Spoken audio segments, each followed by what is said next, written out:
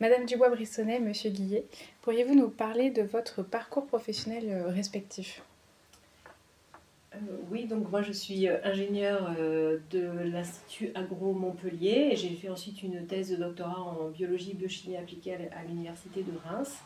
Puis j'ai été ensuite recrutée à l'ENSIA, donc l'École nationale supérieure des industries alimentaires, qui est aujourd'hui AgroParisTech, où je suis donc enseignant-chercheur. Donc j'enseigne la microbiologie alimentaire et la sécurité microbiologique aux étudiants ingénieurs.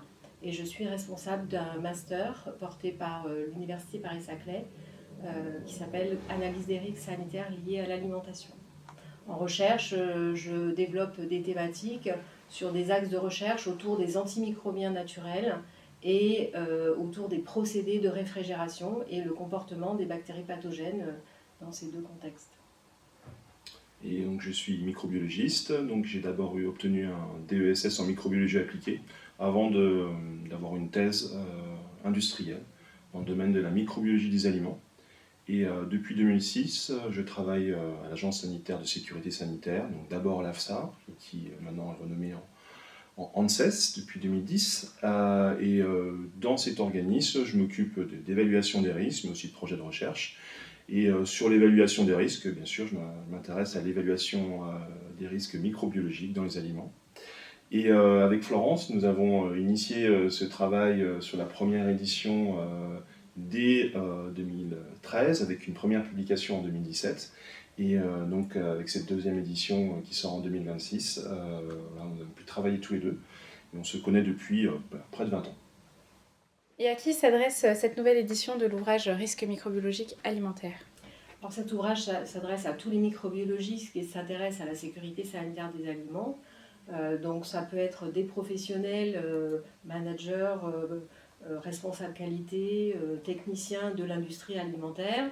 Ça peut être aussi des consultants qui aident les entreprises à mettre en place les procédures de sécurité sanitaire des aliments. Ça peut être également des enseignants-chercheurs et des étudiants qui vont se destiner à travailler dans l'industrie alimentaire. Et comment est organisé l'ouvrage? Quels en sont les points clés? Alors, cet ouvrage il est constitué de 34 chapitres qu'on peut organiser en deux grandes parties. La première partie, c'est vraiment essayer de comprendre quelles sont les sources des dangers et de comprendre comment les différents agents pathogènes vont se comporter dans les aliments, leur stress, la croissance, l'inactivation. Et dans cette première grande partie, on a aussi les éléments clés qui sont importants pour la gestion du risque, comme les techniques qui vont être utiles pour l'ensemble des agents pathogènes, donc comme la méthode HACCP, comme les aspects méthodologiques de détection du dénombrement. Et en particulier avec un tout nouveau chapitre autour des méthodomiques, et aussi un autre chapitre qui donnera les clés pour les personnes qui sont intéressées justement par exemple sur les durées de vie, comment est-ce qu'on établit les durées de vie. Donc ça c'est la première partie. La seconde partie est constituée de 17 autres chapitres avec des monographies qui vraiment présentent les dangers, c'est-à-dire on reprécise pour chacun d'eux d'où est-ce qu'ils viennent, leur écologie, quelles sont les clés pour les maîtriser, quelles sont aussi les données épidémiologiques que nous avons sur ces dangers. Vraiment, on a vraiment des monographies assez détaillées qui permettent d'avoir les bases pour les spécialistes sur ces différents dangers. Et donc on a une gamme très variée, donc on a en tout, comme j'ai dit, 17 monographies qui vont des bactéries, des virus, des parasites, et jusqu'aux toxines ou à l'agent du prion.